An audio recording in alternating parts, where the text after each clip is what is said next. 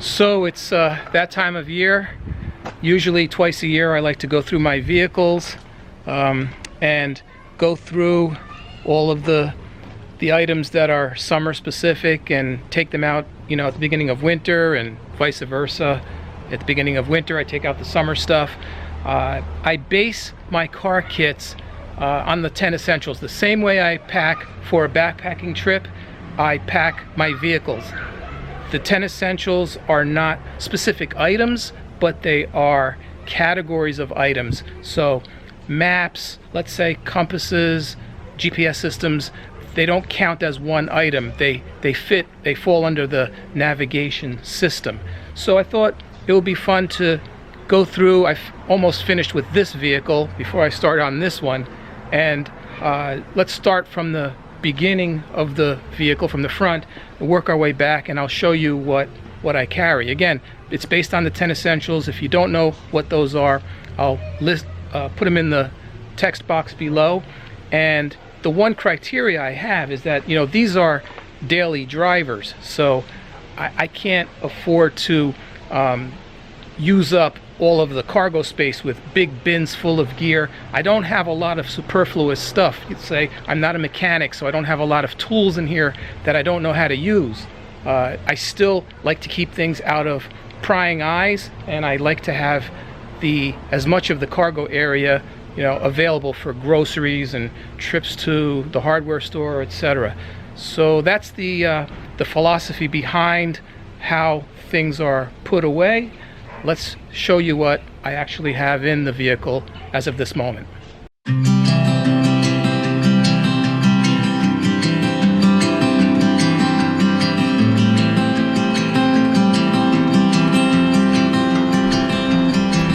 Opening the front driver's door, first thing you'll see is some water in the door and a Mylar space blanket. Getting inside here, in the center console, I've got an emergency whistle just hanging from the lighter, and there's a panel up here normally used for sunglasses, but I have a light here, which is a flashlight, 40 lumen flashlight, and a 100 lumen area light, and this has got a magnet on it so I can attach it to the outside of the vehicle if I need to see what I'm doing at night. And I've got one of these tactical pens, which I almost never use to write with because it's not very comfortable to hold, and it's it's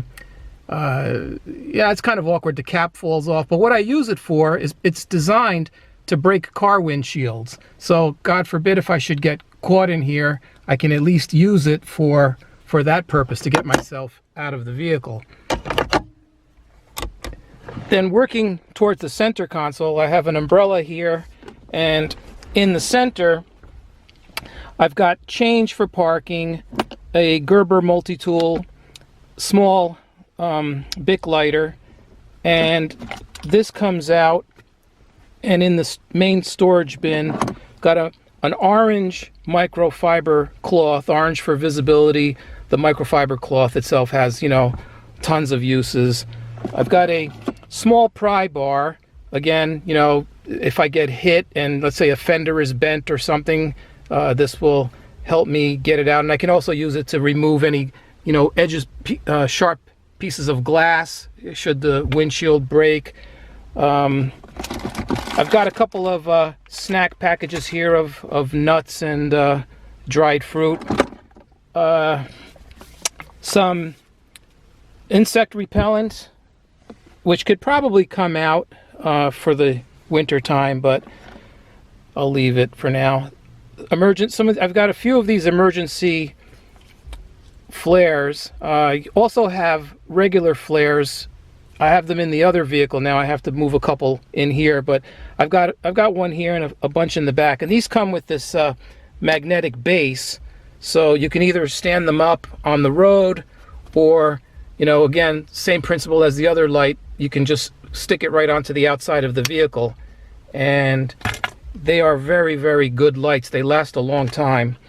I've got a a hank of bank line here, very strong stuff, and it takes up less volume than paracord, so I like to use this in the vehicle because it's also waterproof. I keep an extra cable for charging a second phone. I don't know if you can see here, but I've got another outlet in here, and I've got one of these high-speed chargers for smartphones, so I can charge 2 phones at once. I keep a Sharpie marker because I find that they work better than ballpoint pens in these kinds of situations where you just need to jot something down. I've got a very good flashlight, and I've got a can of Sterno in here for warmth, or using it as a fire starter. Not a bad thing to have with you. It's a gel, so it's going to keep it's not going to really freeze, and it's not going to spill all over the place if the container should get compromised. So that's everything in the front of the vehicle.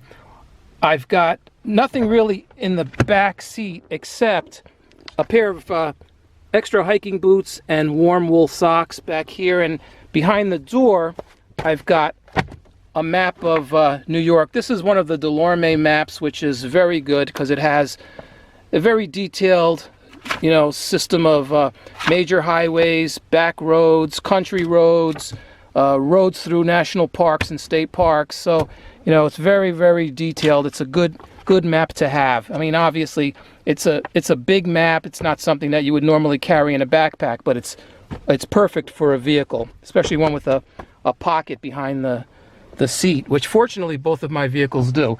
So now we'll move to the back, the main component, and I'll show you what I have there. So this is the setup in the vehicle as of right now.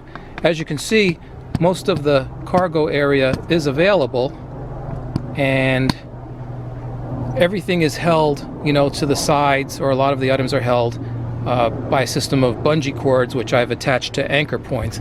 So I guess we'll start on the left side here. I'll show you.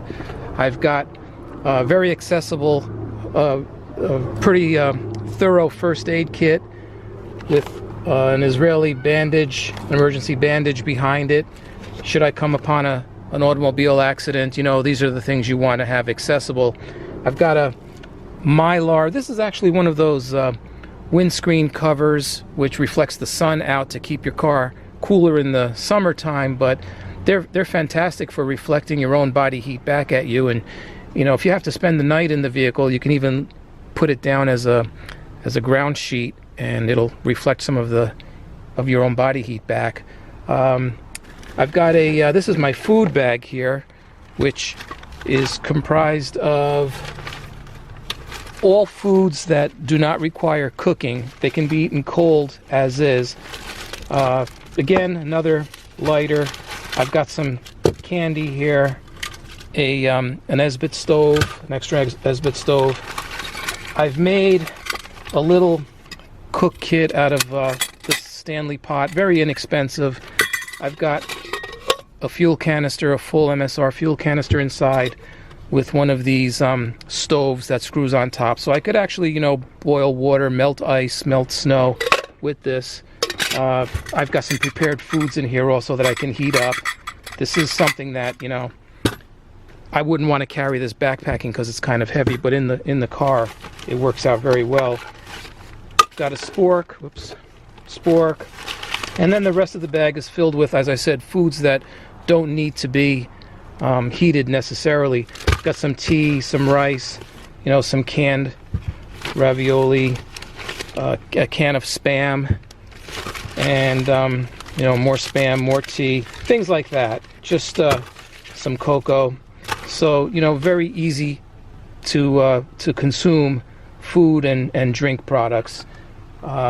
Moving over to this side, well, actually to the center, in this bag here, which I just have hanging from a bungee, I've got a down puffy jacket, some extra warm clothing, and a blanket that's rubberized on one side and fleece on the other. So that just hangs like this. It keeps it off of the storage area. And below that, I've got a snow brush and a fire kit and some extra bungees, as I said. Moving over to this side, basically things to do with, I've got windscreen de-icer, spray on. This is for the washer reservoir.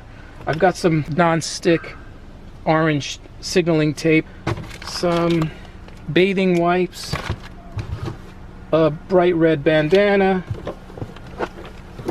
some gloves, and some hand warmers. So basically that takes care of the outer part of the vehicle, and this vehicle also has another component where I keep the majority of my gear. So let me just tidy this up for a moment and I'll show you the bulk of the supplies which are actually under this panel. Okay, now we'll take a look at the main compartment, which is actually in between the cargo area and where the spare tire is kept. So I'm just going to take this panel completely out so I don't have to continually hold it. But what I've got right here is a rubberized tarp, which I can use for shelter, or just put it down if I have to get under the car for whatever reason and there's snow on the ground or mud or whatever. Always good to have. Very cheap item, and it's waterproof. I've also got a very inexpensive backpack here, so if I do have to abandon the vehicle whatever reason, I can grab whatever food products I need, or gloves, anything else that I want to just take with me, and put it in here and be on my way. And everything else, as I said, is based on the 10 essentials. So on this side I've got another multi-tool. I've got a Leatherman, more of these flares. These are also, I don't know if I mentioned it before, but they flash and they also remain solid red, probably for, it says 200 hours, so that's a long time. I've also got a headlamp which I keep here. So I've got 3 forms of illumination so far. Now starting up here, I've got some more water, and the bulk of my water is in these Mylar packages. I really like these for the vehicle because they don't freeze as readily, and when they do freeze, they are a lot easier to thaw out because you only have a small package like this. You can always put a hand warmer on it, or put it in the Stanley pot over your Esbit stove or something, and it doesn't take long for these to thaw out. Even your own body heat will do it over time. Below that, I've got one of these space bivvies, which SOL Products produces it. Soul Escape bivvy. They are fantastic. They have a reflective coating. They're waterproof and windproof. You still need to have your clothing on when you're staying in one of these, but they do reflect a lot of the body heat back to you. And I've also got another bivvy bag here, which I would put over this, so I'd have in essence 2 bivvy bags. This one is breathable, this one is not, but it's also waterproof and very warm. So between the 2 of them and the Mylar blanket, or excuse me, the Mylar windscreen covering, it gives you a little bit more of a chance. Plus the blanket I have in there, the puffy jacket, so you can see the clothing element is pretty substantial. I've got a very good large poncho here because Murphy's Law, if you break down, it's going to be raining, so it's good to have a poncho. This is big enough to cover you and the backpack. You could also rig a shelter up with this.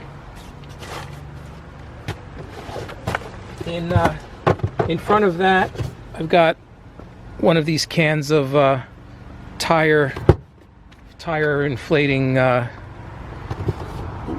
substance. I don't know what's in it really, but if you have a puncture, it's very good to use it to get on the road quickly. It doesn't work if your tire is shredded, but if it's just got a nail hole in it, then it works very, very well. I've also got some T-Rex tape here, which is just another brand of duct tape. A tire repair kit. If I have the leisure time to actually plug the tire, that's what I'll use. And an air compressor on this side. To the right of that, I've got a little saw here, a little hand saw, in case there's a tree down in front of me and I have to cut some branches to get out of the way. I really like these vice grips. These are good to have. You can get a lot of torque with these if you have to, get a stubborn bolt loose or something. Another microfiber cloth. I've got my cold steel knife, which I actually cut off the upper finger guard because I didn't like it, and it has a ferro rod attached to it, and there's also, it's a hollow handle, so I've also got matches and tinder, just another means of starting a fire. So some shop towels. I've got a shovel here, a folding shovel for ice and snow. I've got another one now. I'm reminded I have to bring I have a bigger snow shovel, which it's actually a dirt shovel, which works really, really well for the snow, and it'll fit just alongside that snow brush. Got a little box here with some tools in it, razor knife, some electrical tape, some epoxy, screwdriver. As I said, I'm not a mechanic, so if I can't fix it with this, then I call the auto club. I don't have jumper cables because I like these things a lot better. They're lithium batteries that allow you to jump start your vehicle 30 times, I believe. This particular brand, it's I think 800 amps.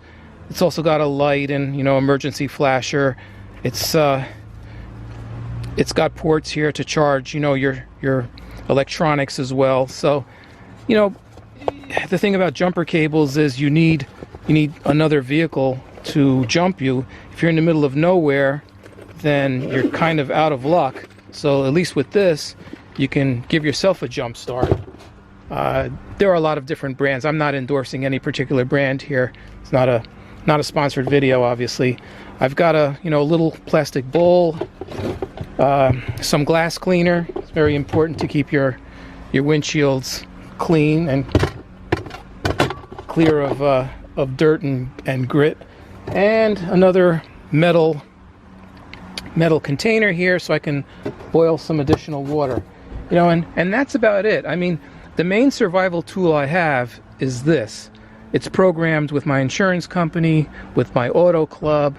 This is going to be my first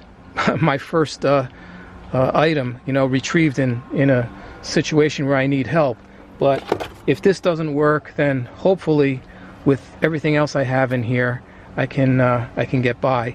I welcome any suggestions as to other things I can add. Again, the danger you have is carrying too much stuff. You have to know when to stop, and I think I've kind of gotten to the point now where I can stop. So once again, thanks for stopping by, and I'll see you on the next one.